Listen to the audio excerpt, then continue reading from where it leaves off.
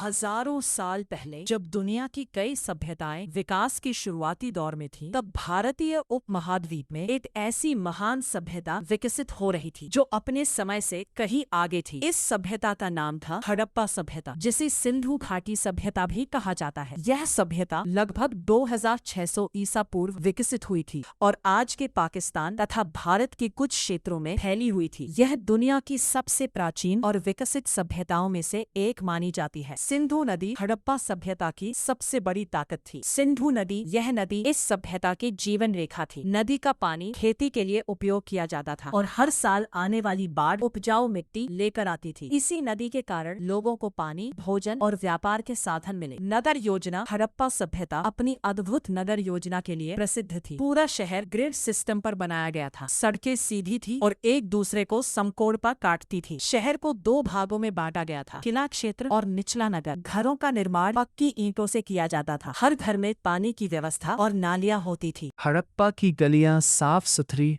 और व्यवस्थित थीं। मुख्य सड़कें चौड़ी होती थीं और उसमें से छोटी गलियां जुड़ी होती थीं। हर गली के किनारे ढकी हुई नालियां बनी होती थीं जो गंदे पानी को बाहर ले जाती थीं। यह उस समय की अद्भुत स्वच्छता व्यवस्था थी। कृषि हड़प्पा के लोग मुख्य रूप से किसान थे। वे गेहूं, जौ, चावल और कपास की खेती करते थे। दुनिया में सबसे पहले कपास की खेती करने वालों में हड़प्पा के लोग शामिल थे। वे बैलों की मदद से खेती करते थे और नदियों के पानी से सिंचाई करते थे। बाजार कृषि के विकास के साथ व्यापार भी बढ़ा। हड़प्पा के बाजार काफी व्यवस्थित थे। यहाँ मनके, कपड़े, मिट्टी के बर्तन, धातु और आभूषण बेचे जाते थे। उनके पास एक समान नाप तौल की प्रणाली थी। वे मेसोपोटामिया जैसी सभ्यताओं से भी व्यापार करते थे। शिक्षा। हड़प्पा सभ्यता में शिक्षा का भी महत्व था।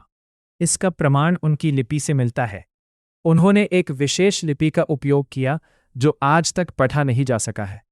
उन्हें गणित और माप तौल का भी अच्छा ज्ञान था। परिवहन।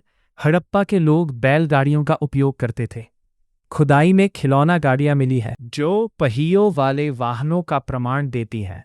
वे नदियों में नावों का भी उपयोग करते थे। इससे व्यापार और यात्रा आसान होती थी।